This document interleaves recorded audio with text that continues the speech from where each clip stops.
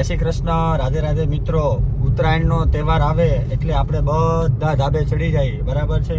અને ઉત્તરાયણના દિવસે 2 દિવસ ઉત્તરાયણ અને વાસી ઉત્તરાયણ કરવાની જે મજા આવે એનો આનંદ જ કંઈક અનેરો કહેવાય છે.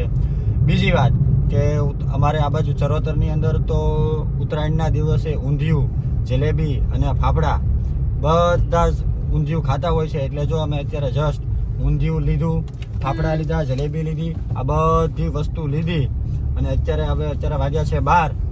અમે કલાક પછી એપ્રોક્સ જમી લેશું અને જમ્યા પછી કન્ટિન્યુ નોન સ્ટોપ અમે પતંગ ચડાવશું અને મોજ કરીશું. મિત્રો વિડીયામાં બને. તહેવાર આવે અને એમાં જો કોઈ મીઠાઈ ન હોય તો એ તહેવાર ન કહેવાય. એમાં આ જે ઊંધિયું છે એ બહુ સરસ સ્વાદિષ્ટ સુરતી ઊંધિયું કહેવાય કે જે થોડો એનો બેઝિક ટેસ્ટ મીઠા જેવો આવે, મીઠાશ પડતો, બરાબર છે. એટલે ઊંધિયું તો ખાવું જ પડે ઉત્તરાયણમાં. એક્સ્ટ્રા પતંગ, એક્સ્ટ્રા ફિરકો અને ઊંધિયું તો ખાવું જ પડે ને ઉત્તરાયણ હોય એટલે. હાલો મિત્રો, ધાબે જો અમારી મમ્મી મને કહે છે કે હાલો કે ધાબે કે ચડી જાઓ અને ઊંધિયું મસ્તીનું ખાવાનું છે, રોટલી બની ગઈ છે. ચાલો મિત્રો, મજા કરવાની છે.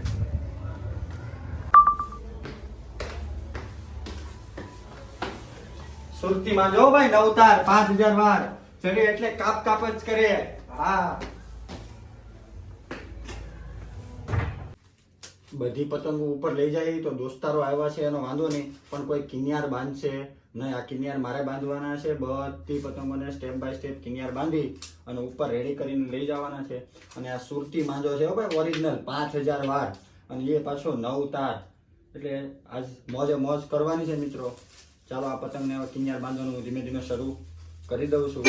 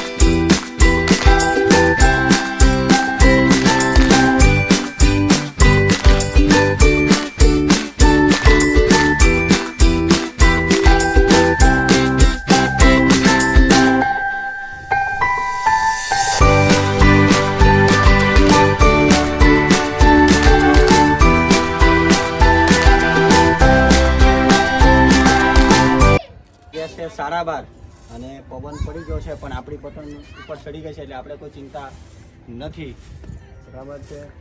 અને પેસ કરવા માટે અહીંયા સોસાયટીઓ બહુ ઓછી છે એટલે પેસ કરવા માટે પણ બહુ મહેનત કરવી પડે, પણ છતાંય બહુ મહેનત કરીએ છીએ. અને આપણી સિવાય કોઈની પતંગ અત્યારે હાલમાં છે નહીં. 4 પતંગ કાપી પછી છેલ્લે ફાઇનલી ઘીસી પડી ગઈ હોય એટલે આપણી પતંગ પણ કપાઈ ગઈ છે મિત્રો.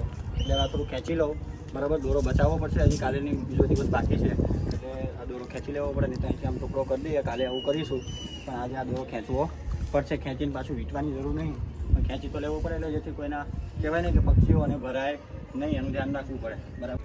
કિનિયાર બાંધ્યા હતા એ બધા પતી ગયા એટલે હવે ફરી પાછું કિનિયાર બાંધવાનું ચાલુ કરી દીધું છે. અને એકારે 10-15 પતંગને બાંધી દઈએ એટલે વાંધો આવે નહીં. મીઠાઈ વગર ખાવાની મજા આવે નહીં. આમાં પાછા રાજકોટના સ્પેશિયલ માવાવાળા પેંડા છે.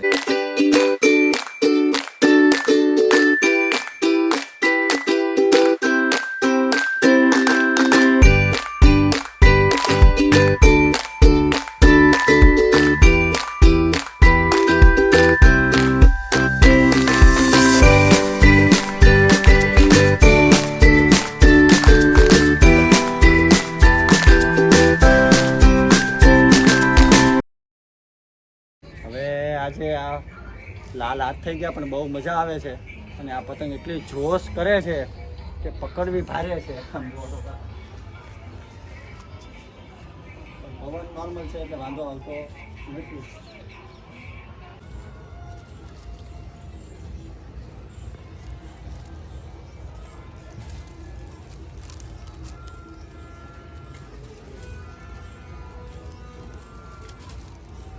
ગમે એટલી પતંગને તમે કિનિયાર બાંધો, ફટાફટ પવન સારો હોય એટલે બધી પતંગ ફૂટી જાય અને ફરી પાછી બાંધવી પડે. બીજો દિવસ હોય ત્યારે કિનિયાર બાંધેલી પતંગ મળશે. આપણે એ પ્રયત્ન કરશું કે કિનિયાર બાંધેલી પતંગ જો કાલે આપણને રેડી મળી જાય તો આપણે આ મહેનત કરવી પડે નહીં. બરાબર છે. સવારના ધાબે ચડ્યા છીએ અને બપોરે ખાલી જમવાનો બ્રેક પાડ્યો હતો. ચા પણ આપણે આજે ઉપર પીધેલી છે અને હજી નોનસ્ટોપ કેટલા વાગ્યા 5:05 થઈ અને હજી મજા આવે છે. 6:07 થઈ. હાથ જુઓ તમે, દોરીનો બધો કલર હાથમાં આવી ગયો છે અને ચકાવીને આ બંને હાથ અહીંથી અહીંયા સુધી દુખે છે. પણ આજના દિવસમાં ખૂબ મજા કરી, આનંદ કર્યો. આ બધા મિત્રોએ મોજ કરાવી. બધા મિત્રોનો જો